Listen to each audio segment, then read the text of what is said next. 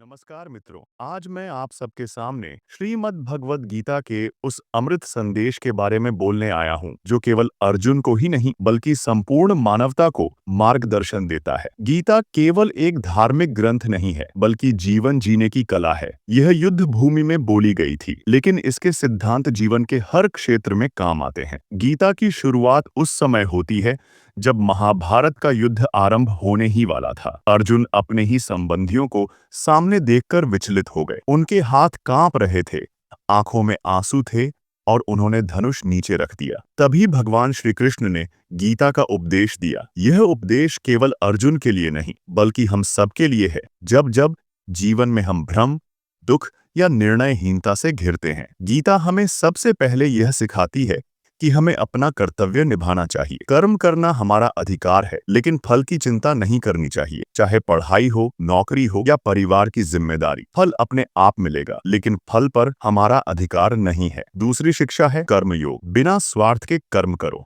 जब हम काम को केवल कर्तव्य मानकर करते हैं, तब तनाव कम होता है और संतोष मिलता है। तीसरी शिक्षा है समभाव। जीवन में सफलता और असफलता दोनों आएंगी। भगवान कहते हैं, सुख दुख, लाभ हानि और जीत हार में समान रहो। अगर हम परिस्थितियों के अनुसार डगमगाते नहीं, तो जीवन आसान हो जाता है। गीता हमें यह भी बताती है कि आत्मा अमर है, शरीर नश्वर है, लेकिन आत्मा कभी जन्म नहीं लेती और कभी मरती नहीं। यह समझ हमें साहस और निडरता देती है। भक्ति और श्रद्धा भी गीता का मुख्य आधार है। भगवान कहते हैं, जो भी मुझे प्रेम और श्रद्धा से याद करता है, मैं उसे स्वीकार करता हूँ। इसका अर्थ है कि हमें ईश्वर पर आस्था और विश्वास बनाए रखना चाहिए। ज्ञान योग भी गीता की एक गहरी शिक्षा है। ज्ञान का मतलब केवल पढ़ाई नहीं, बल्कि सही और गलत की पहचान है। विवेक से काम लो, अज्ञान से नहीं। गीता अहंकार छोड़ने की शिक्षा देती है। अहंकार विनाश की जड़ है। वास्तव में हम केवल एक माध्यम हैं,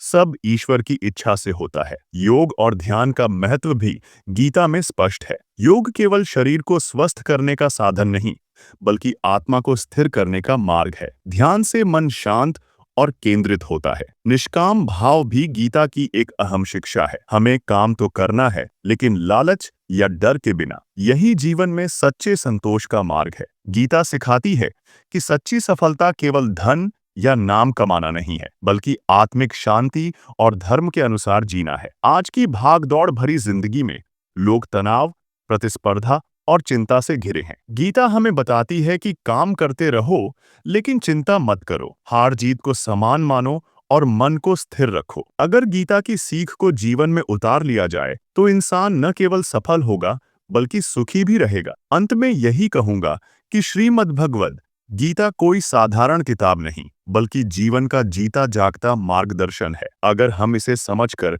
अपने जीवन में उतार लें, तो भ्रम मिट जाएगा, डर खत्म हो जाएगा और जीवन में आत्मविश्वास बढ़ जाएगा। आइए हम सब मिलकर गीता के संदेश को अपनाएं और अपने जीवन को सफल, सुखी और सार्थक बनाएं। धन्यवाद।